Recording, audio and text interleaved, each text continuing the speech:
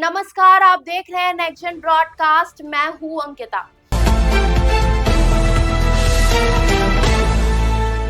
आज हम एक ऐसे विषय पर बात करने जा रहे हैं जो हमेशा से रहस्य में घिरा हुआ है।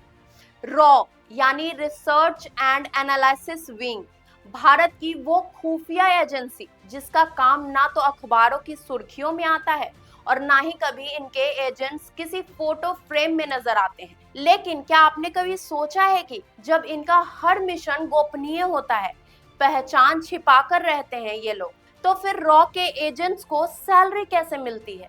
आज हम यही राज खोलेंगे पूरी जानकारी के साथ, लेकिन जिम्मेदारी से।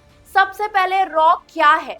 भारत की बाहरी खुफिया agency raw research and analysis wing की स्थापना साल 1968 में हुई थी। रॉ का मुख्य काम है विदेशी खतरों पर नजर रखना, भारत की रणनीतिक सुरक्षा को मजबूत करना और आतंकवाद, साइबर अटैक, विदेशी साजिशों जैसे गतिविधियों में भारत को सुरक्षित रखना।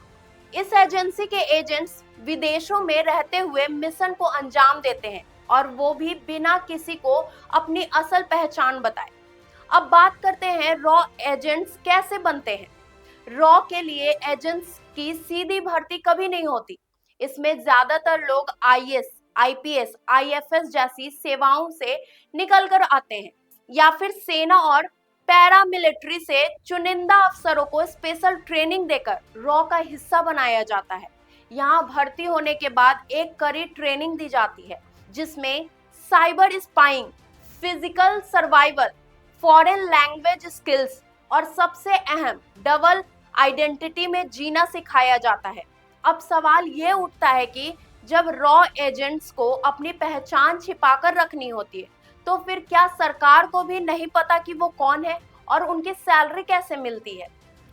दरअसल इन एजेंट्स की असली पहचान सरकारी रिकॉर्ड्स में पूरी तरह दर्ज होती है, लेकिन ये जानकारी सिर्फ लिमिटेड अथॉरिटी के पास होती है। उनके असली नाम पर ही सरकारी खातों में सैलरी ट्रांसफर की जाती है। विदेशों में काम करते वक्त उनकी पहचान कुछ और होती है, जैसे किसी पत्रकार, कारोबारी या टूरिस्ट की, लेकिन उनकी सैलरी उसी असली नाम वाले भारतीय खाते में आती है। ये अकाउंट आमतौर पर बिल्कुल लो प्रोफाइल होता है, लेकिन पूरी तरह सरकारी निगरानी में होता है। अब बात करते हैं, क्या हम रॉ एजेंट्स की सैलरी जान सकते हैं?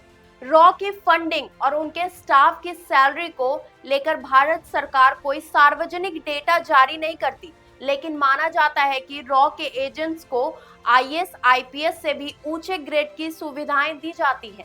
सैलरी का अनुमान 80,000 से लेकर 2 लाख रुपए प्रति माह तक हो सकता है, पद और जोखिम के आधार पर। इसके अलावा रॉ एजेंट्स को स्पेशल बोनस, हेल्थ कवर और पोस्ट मिशन सेटलमेंट पैकेज भी दिया जाता है।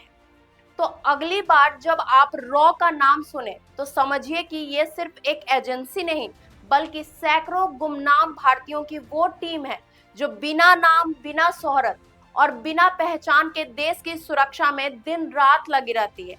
इनकी सैलरी तो बैंक में आ जाती है, लेकिन इनका योगदान इतिहास में नहीं, बल्कि भारत की हर सुरक्षित सुबह में दर्ज होता है। इसी सोच के साथ मुझे दीजिए इजाजत। ऐसे ही और जानकारियां हम आप तक पहुंचाते रहेंगे, और अगर आपको ये वीडियो पसंद आई हो तो चैनल को लाइक, शेयर और सब्सक्राइब करना बिल्कुल ना भूलें। तब तक के लिए धन्यवाद।